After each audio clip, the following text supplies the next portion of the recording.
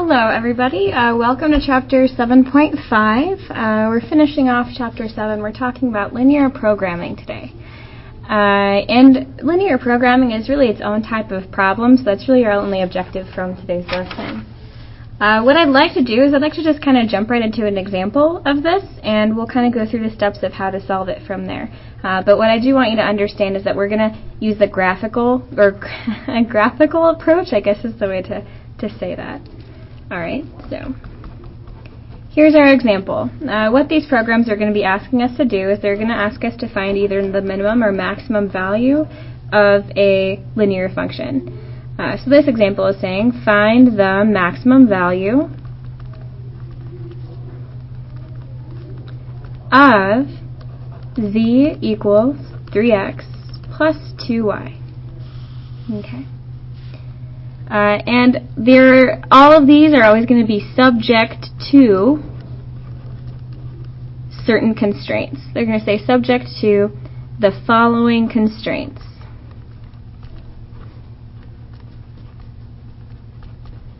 Okay. And here are all the constraints that we are given. We are given that x is greater than or equal to 0. Y is greater than or equal to 0.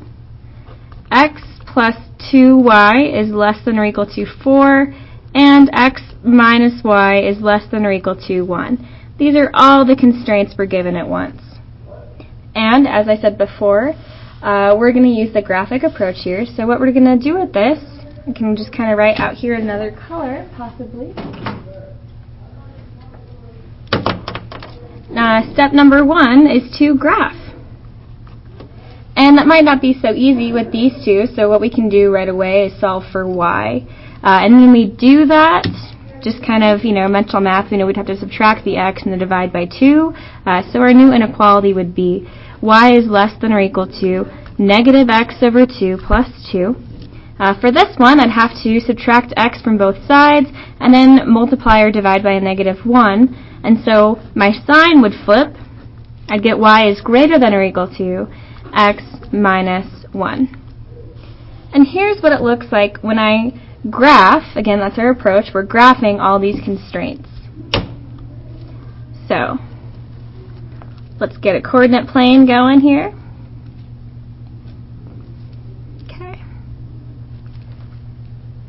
And let's give ourselves kind of a lot of space.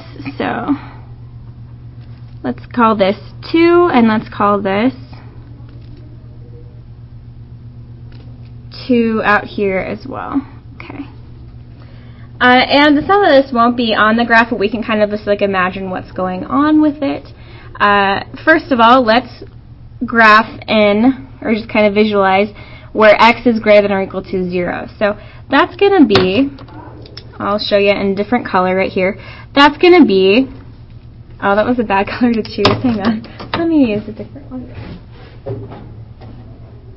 Here we go. We've got a lighter blue here. That'll make it a little bit easier to see.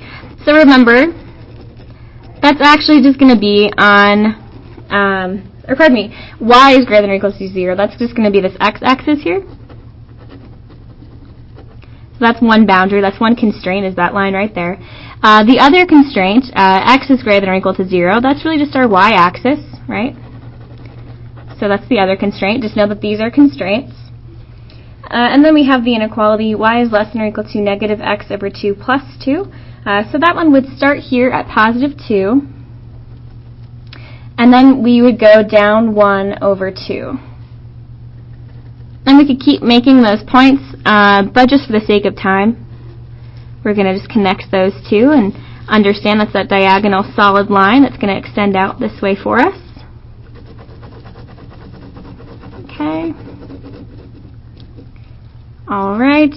And again, we can just kind of label everything we've done here so far. So this is the, what do we got going on? This is the restraint y is greater than or equal to 0. This is the constraint x is greater than or equal to 0. This is the constraint of y is less than or equal to negative x over 2 plus 2. And lastly, we have to graph the constraint of y is greater than or equal to x minus 1. So we'd actually be beginning down here off the graph at -1, and then we would go up 1 over 1, so we'd have a coordinate here, and we go up 1 over 1 again, we'd have another coordinate here. So again, for the sake of time, I'm not going to graph that entire thing, but I will graph the part that's relevant for us. Okay. And what we're going to be shading in is when we shade all of those things in. Oh, and this is the constraint. Y is greater than or equal to x minus 1. Basically, we end up shading in this shape right here. Right above this line because it's greater, below this line because it says less, and then we have the constraints here at the axes as well. This is the shape. And what we do to find the maximum value of this z is we substitute in the values of all of our vertices here. I have a vertice at this coordinate here at 0, 2.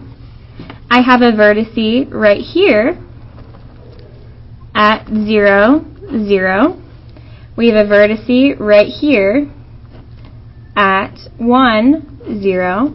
And we also have a vertice out here at 2, 1. So those are all of our vertice values. And we're going to substitute in those xy values 4 different times for our z equation up here. So here's what that's going to look like. Z equals 3 times 0 plus 2 times 2 for the vertices 0, 2. And that's going to become 4. For the vertice, let's just move on to 2, 1. When I plug in x and y, this is what I get. I'd get 6 plus 2, which would get me 8. For the vertice 1, 0, I'd get 3 times 1 plus 2 times 0, which would get me 3. And lastly, when I have the vertice at 0, 0, I get 3 times 0 plus 2 times 0, which is 0. And this is step number 2 that we just took. Step number 2 is to substitute in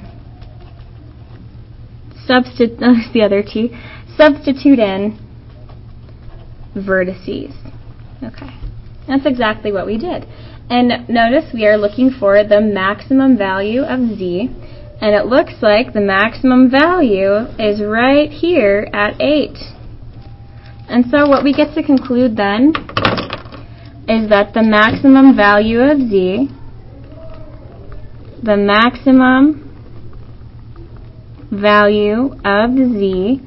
is 8, and that occurs when x equals 2 and y equals 1. And that's how we state our answer. That's how we report it. Okay.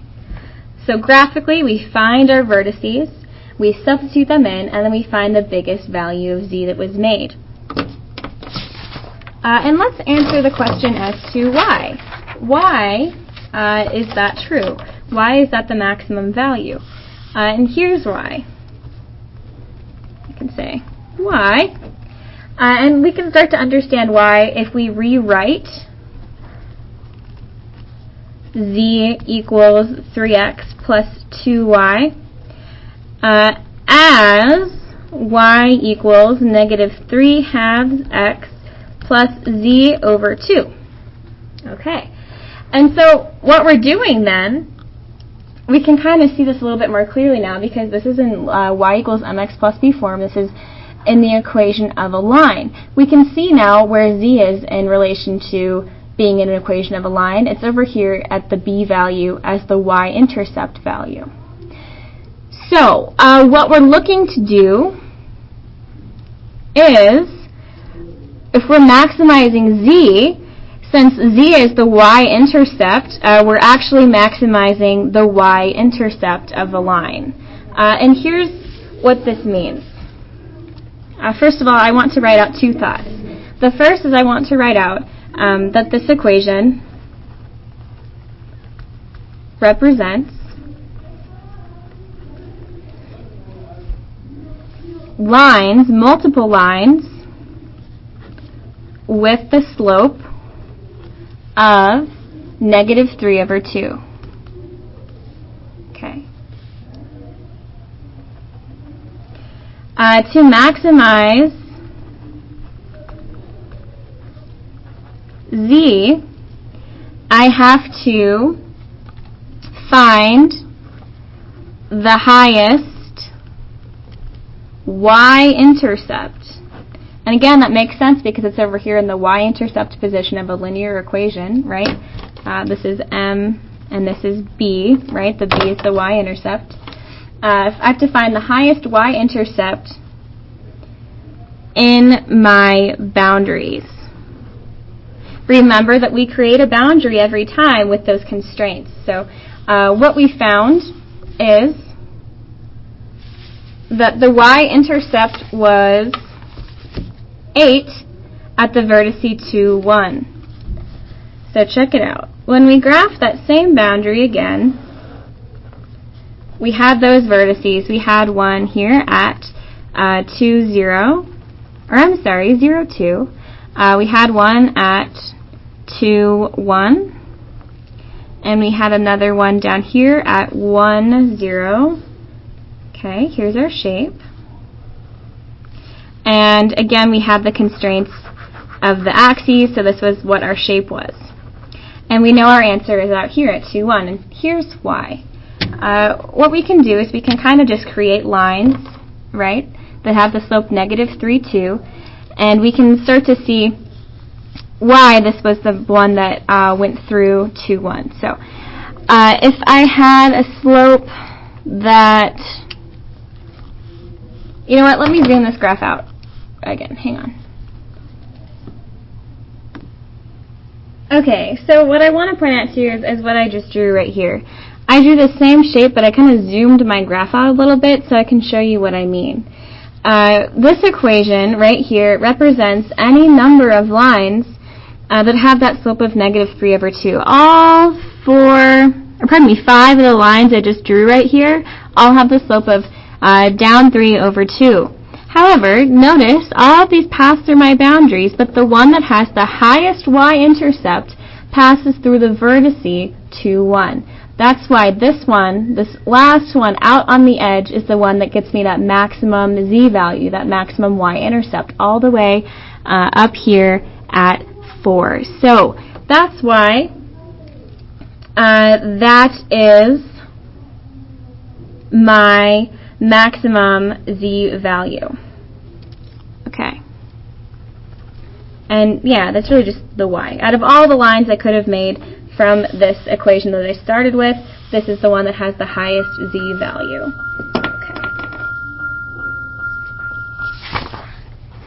Okay. Moving on, let's go through a minimizing problem.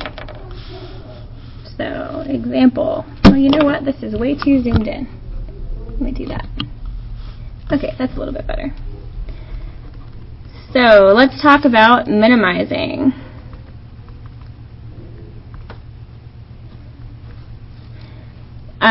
Let's say that my example said to find the minimum value this time of z, and that z equals 5x plus 7y, and I'm given the following constraints. When x is greater than or equal to 0 and y is greater than or equal to 0, subject to the following constraints. And here are my constraints. So, got a lot of them. We have 2x plus 3y is greater than or equal to 6. 3x minus y is less than or equal to 15. Negative x plus y is less than or equal to 4. And 2x plus 5y is less than or equal to 27. Okay. Now, if you remember from before, my first step is always to graph. And what we can do here, first of all, is to solve all these for y, because none of these are easily graphed right now. I need to solve them all for y. And we can just kind of do that with some mental math real quick, right? We don't need to, we're kind of advanced in algebra, we don't need to go through every step. So right here for this first one, if I wanted to solve this for y, first I would subtract 2x, and then I would divide everything by 3. So I would get y is greater than or equal to negative 2/3 x plus 2, right? Because 6 divided by 3 would get me 2. For this line, I would have to subtract 3x and then divide everything by a negative 1. So I would get y, change my sign, is greater than or equal to 3x minus 15. For this one, third one now, I would have to add x to both sides, and then that's all I'd have to do. So I'd have to say y is less than or equal to x plus 4. This last one, I would subtract 2x and then divide everything by 5. So I would get y is less than or equal to negative 2/5 x plus 27 over 5. Now, I don't know about you, but I'm really not thrilled about having to graph all of these by hand. But what we can do is use our calculator to help us out. When I put all of those equations into my graph, it looks like this. Here are all 4 of them. But before I press graph, I'm going to make one adjustment to my window because I also have these 2 constraints up here. I have that x is greater than or equal to 0, and I have that y is greater than or equal to 0. And remember, what that really means is that just both of my axes are also shaping this boundary. So what I'm going to do then is I'm going to change my window, and I'm going to change it not from negative 10, that's not really important to me, I can just say 0, because I know I'm only looking right now in the first quadrant. And again, I don't care about y being negative, I'm only looking in the first quadrant. So I'm going to press graph now. And I can see all my lines are coming together. Okay. And it does appear that my boundary is this shape right here. This didn't graph the inequalities, didn't do the shading for me, but with these linear programming problems, we can see pretty roughly, you know, what the shape is that was bounded by all of those constraints. And it looks like it's this, oh, that is not 4 sides, pardon me, it was more than 4 sides. Looks like it has 1, 2, 3, 4, 5, 6 sides. So, wait, did I say that right? Yeah, 6 sides. Anyway, my point is that from this graph now, we can kind of easily identify all of the vertices that we're going to use. And it looks like the first one I can list out here. I'm just going to list out my vertices, and then we'll work with them.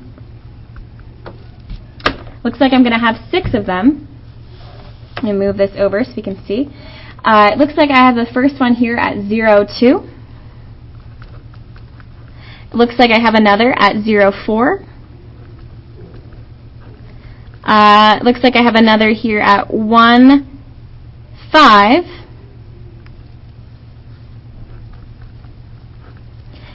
And if I keep going, looks like the next one that I hit right here is at 3, 0. And then it looks like I have one here at 5, 0. And lastly, I have one here at 6, up 3. So 6, 3. And there I have all 6 of my vertices. And now what I can do is I can substitute in all of these xy values into my original z function. And I can see which one's going to give me not the biggest value, but the smallest value, the minimum value. When I substitute in, it looks like this. I'm going to have 5 times 0 plus 7 times 2, and that is going to get me 14. 5 times, let's do the next one, let's do 0, 4. Okay, that's going to get me 28.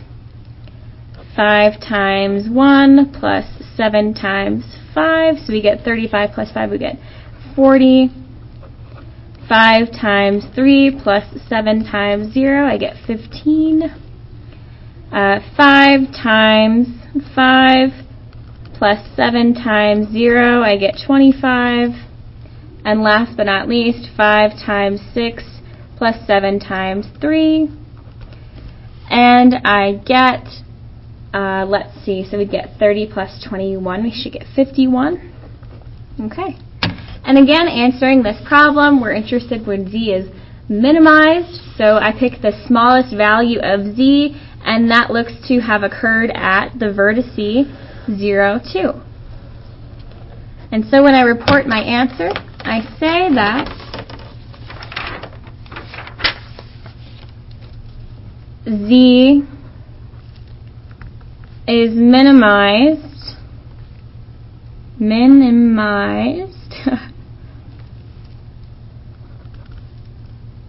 oh, pardon me. Hang on. We say the minimum value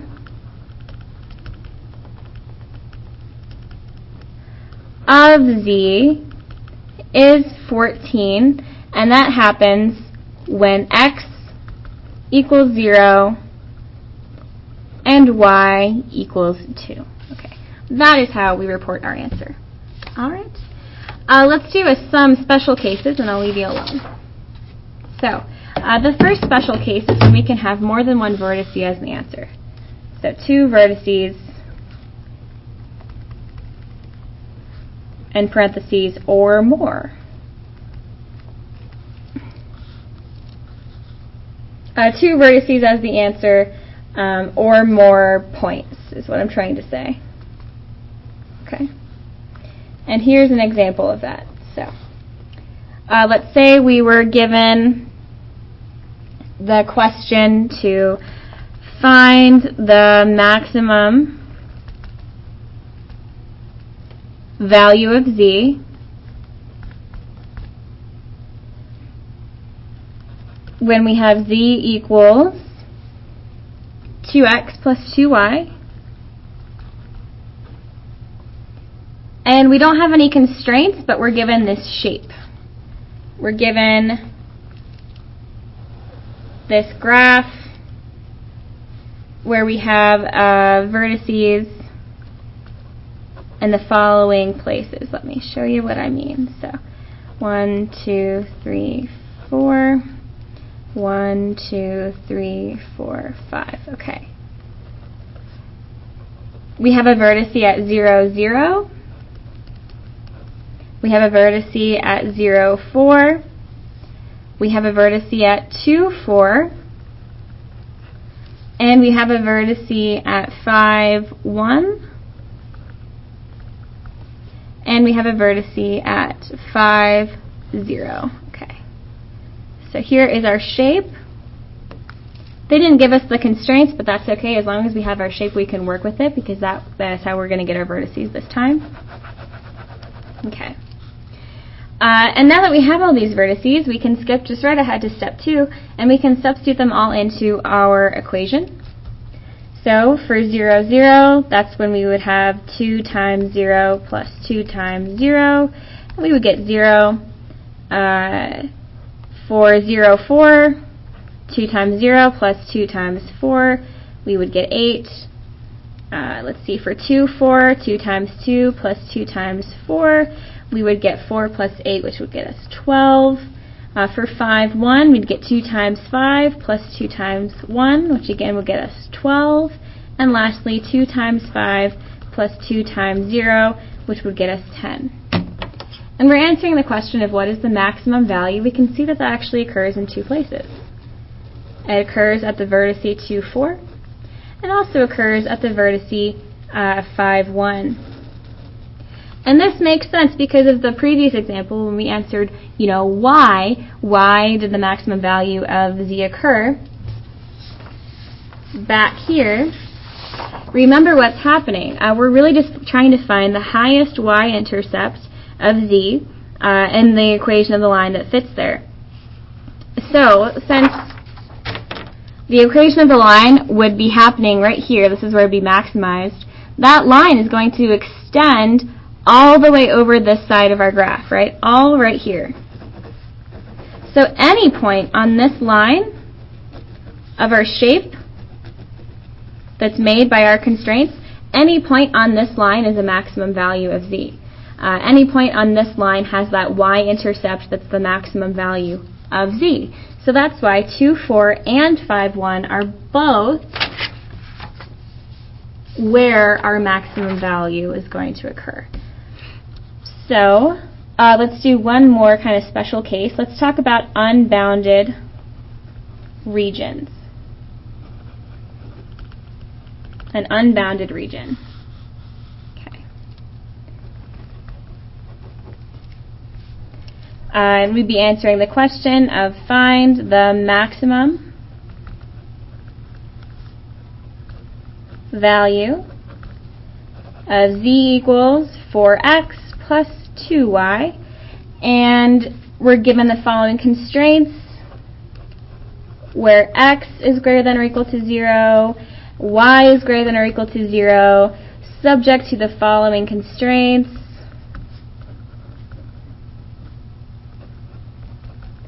Kind of the same spiel every time.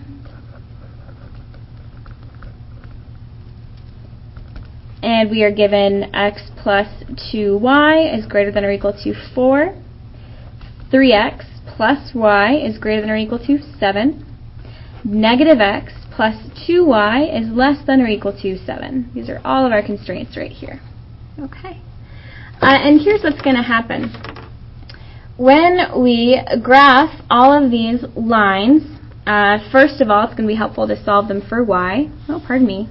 There you go. Now you can see that a little bit better. As always, so here we would subtract x and we would divide by 2. So we would get that y is greater than or equal to negative x over 2 plus 2.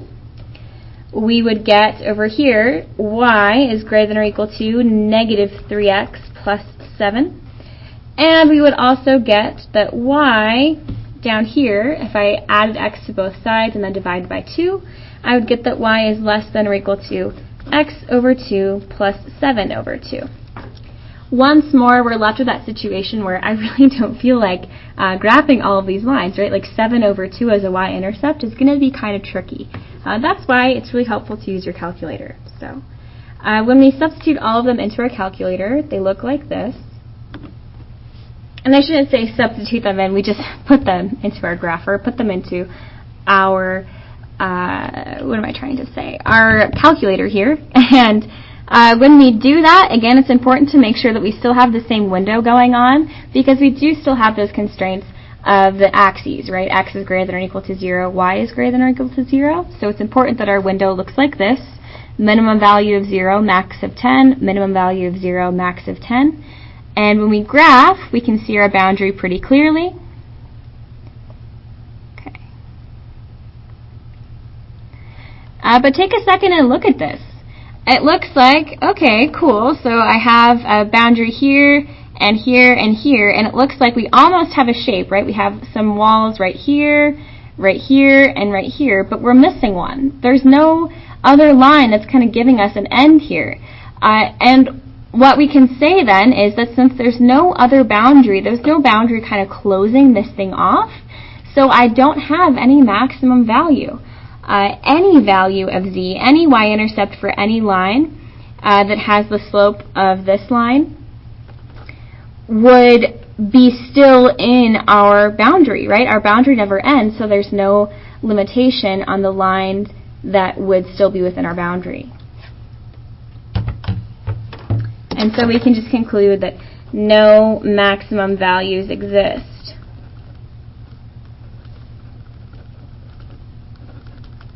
However, what we could do here, and I won't go through this just for the sake of time, but we don't have any maximum values. We don't have any vertices to the right of this shape that would maximize it out. However, we do have vertices over here to the left. We have a vertice here at, what do we have, 1, 4, or 1, 2, 3, 4, yeah, 1, 4, and we have a vertice at 2, 1, and we also have a vertice at 0, 4. So we have vertices over here to the left that could definitely minimize z, so we could plug those vertices into our z function and find out what the minimum value is. However, no maximum values exist because it's unbounded. Okay, that's all I have to show you. We'll see you in class tomorrow.